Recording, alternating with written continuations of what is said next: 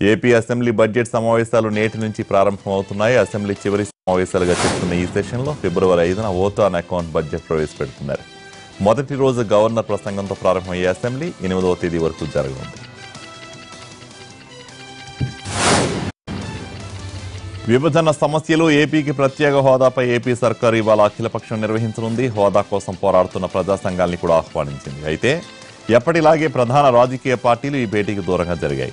బాబు నిర్వహించే అఖిలపక్షంలో చిత్తశుద్ధి లేదని ఆరోపించాయి. హోదాతో లాభమేంటని ప్రశ్నించిన సీఎం ఇప్పుడు రాజకీయ ప్రయోజనాల కోసమే ఆల్ పార్టీ మీటింగ్ పెడుతున్నారని మండిపడ్డారు.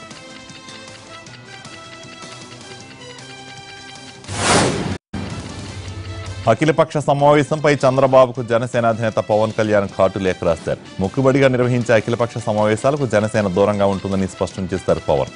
కేవలం రాజకీయ లబ్ధి కోసమే చంద్రబాబు అఖిలపక్ష సమావేశం నిర్వహిస్తున్నారని పవన్ విమర్శించారు. సమావేశానికి ఒక రోజు ముందు ఆహ్వానాలు పంపుతారా అని బాబును ప్రశ్నించారు పవన్.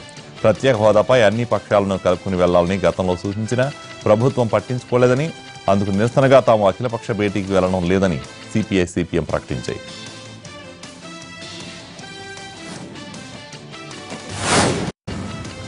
టీడీపీ నిర్వహించే అఖిలపక్షానికి హాజరయ్యేది లేదని తేల్చేసింది వైసీపీ. ప్రత్యేక హోదా సంజీవని కాదన్న చంద్రబాబు మళ్లీ ఇప్పుడు హోదా కోసం డ్రామాలాడుతున్నారని, అందులో భాగస్వామ్యం అవ్వడం తమకు ఇష్టం లేదన్నారు ఆ పార్టీ నేత అంబటి రాంబాబు.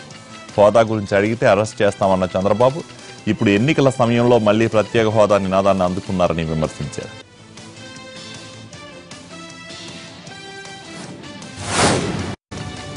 తెలంగాణలో 3వ విడత పంచాయతీ ఎన్నికలు ఉదయం 7 గంటల నుండి 1 గంట వరకు జరుగుతాయి. 2 గంటల నుండి కౌంటింగ్ నిర్వహించి సాయంత్రం ఫలితాలు ప్రకటిస్తారు. మొదటి, 2వ విడతల్లో జరిగిన తప్పిదాలు రిపీట్ కాకుండా పగడ్బందీ ఏర్పాట్లు చేస్తున్నారు ఎన్నికల అధికారులు. 3వ విడతలో తెలంగాణ రాష్ట్రంలో 4016 సర్పంచ్ స్థానాలకు ఎన్నికలు జరగాల్సి ఉండగా అందులో 10 గ్రామ పంచాయతీలకు నామినేషన్లు రాలేదు. దీంతో అక్కడ ఎన్నికలు వాయిదా పడ్డాయి. 577 స్థానాలు ఏకగ్రీవం కాగా జయశంకర్ భూపాలపల్లి జిల్లా మంగపేటలో 23 పంచాయతీ ఎన్నికలపై హైకోర్టు స్టే ఇవ్వడంతో ఆ పంచాయతీలకు ఎన్నికలు లేవు.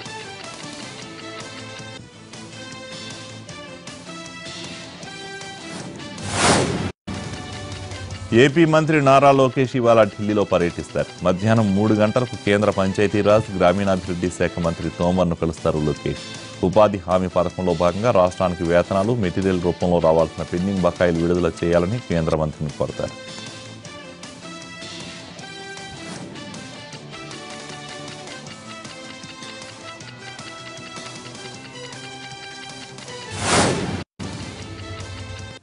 లోక్సభ స్పీకర్ సుమిత్రా మహాజన్ ఇవాళ సాయంత్రం అన్ని పార్టీల నాయకులతో సమావేశమవుతారు.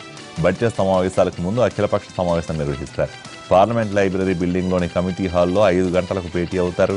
పార్లమెంట్ సెషన్స్ ఎన్ని రోజులు ఉండాలనే అంశాలపై చర్చ జరగనుంది.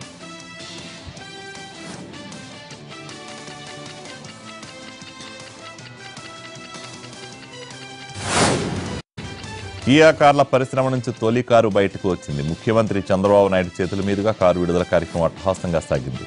ఏపీని ఆటోమొబైల్ హబ్ మార్చేందుకు తొలి అడుగు పడిందని, ఇక రాయలసీమ రతనాలసీమ అవుతుందన్నారు బాబు.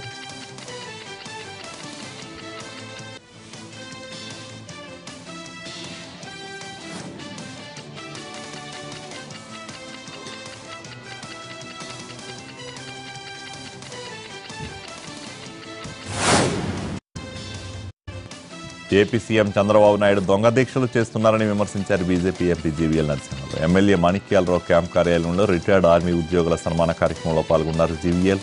కేంద్రం ప్రకటించిన 900 కోట్ల కరువు సాయం ఏపీ ప్రభుత్వ దొంగల బారిన పడనివ్వకుండా చూడాల్సిన బాధ్యత ప్రజలదేనన్నారు. ఈ నిధులను పక్కదారి పట్టకుండా ఏపీపై కేంద్రం గట్టి నిఘా ఏర్పాటు చేసిందన్నారు ఆయన.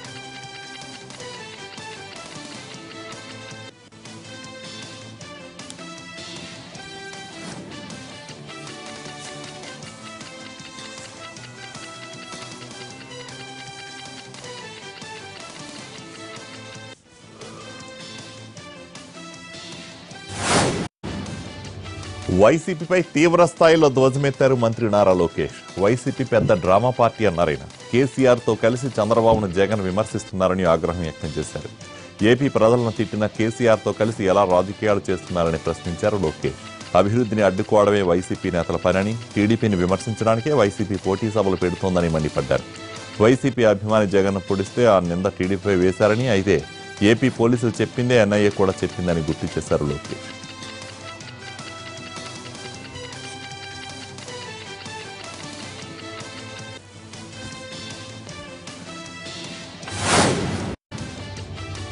ఏపీ అసెంబ్లీ సమావేశాలకు ముందు ఇద్దరు ఎమ్మెల్యేల రాజీనామాను స్పీకర్ కోడెల శివప్రసాదరావు ఆమోదించారు. BJP MLA Akula Satyanarayana, TDP MLA Ravela Kishorebabu రాజీనామాలను స్పీకర్ కోడెల ఆమోదించారు.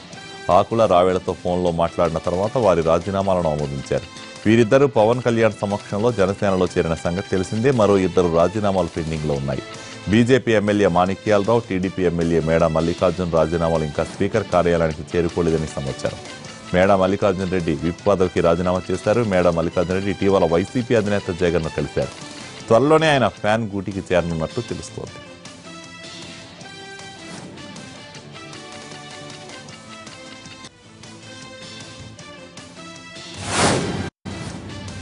తెలంగాణ సీఎం కేసీఆర్ వల్ల వ్యవసాయం నష్టపోయిందే తప్ప లాభపడలేదని సీఎల్పీ నేత మల్లుబట్టి విక్రమార్క ధ్వజమెత్తారు. టీఆర్ఎస్ అధికారంలోకి వచ్చిన తర్వాత రైతుల ఆత్మహత్యలు పెరిగిపోతున్నాయని ఆందోళన వ్యక్తం చేశారు. రుణమాఫీ కూడా సక్రమంగా అమలు చేయలేని పరిస్థితిలో ప్రభుత్వం ఉందని విమర్శించారు. గాంధీ భవన్లో నిర్వహించిన దక్షిణాది రాష్ట్రాల కిసాన్ కాంగ్రెస్ సమావేశంలో బట్టి విక్రమార్క మాట్లాడారు. దేశంలో చాలా ప్రాజెక్టులు కాంగ్రెస్ హయాంలో నిర్మించినవేనని తెలిపారు. మోదీ, కేసీఆర్ అధికారంలోకి వచ్చిన తర్వాత ఒక్క ప్రాజెక్టు కూడా కట్టలేదని విమర్శించారు.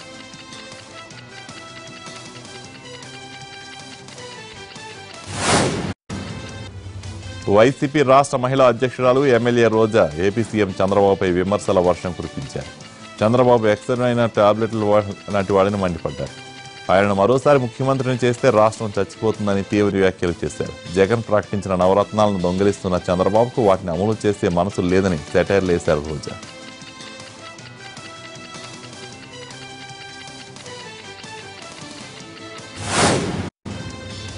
రాజమండ్రిలో వైసీపీ మహిళా స్వరం సభ సందర్భంగా ఎమ్మెల్యే రోజా బైక్ నడిపి సందడి చేశారు. వందల మంది కార్యకర్తలు వెంటరాగా ఆమె బైక్ మీదే సభాస్థలికి చేరుకున్నారు.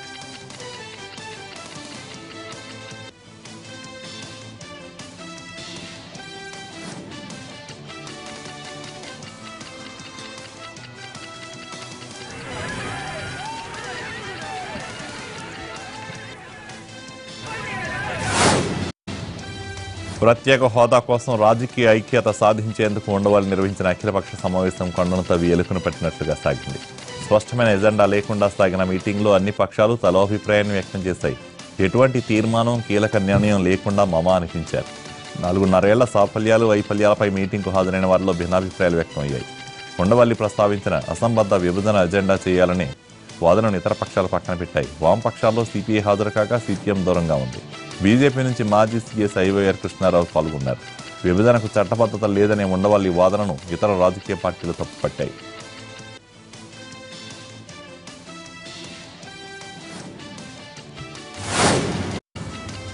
తెలంగాణ సచివాలయ నిర్మాణానికి అడ్డంకులు తొలగిపోతున్నాయి. బైసన్ పోలో గ్రౌండ్పై నిర్ణయం తీసుకునేందుకు కేంద్రానికి స్వేచ్ఛను ఇస్తూ మధ్యంతర ఉత్తర్వులు జారీ చేసింది ధర్మాసనం.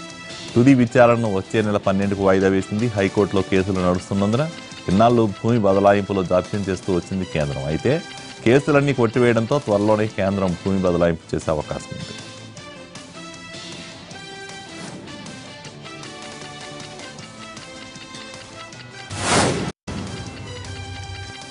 కాంగ్రెస్ సీనియర్ నేత కోట్ల సూర్యప్రకాష్ రెడ్డి టీడీపీలో చేరికపై కర్నూలు ఎంపీ బుట్టా రేణుక స్పందించారు. టీడీపీలోకి ఎవరిచ్చినా పార్టీ బలోపేతమవుతుందని, టికెట్ల విషయం అధిష్టానం చూసుకుంటుందని బుట్టా రేణుక అన్నారు.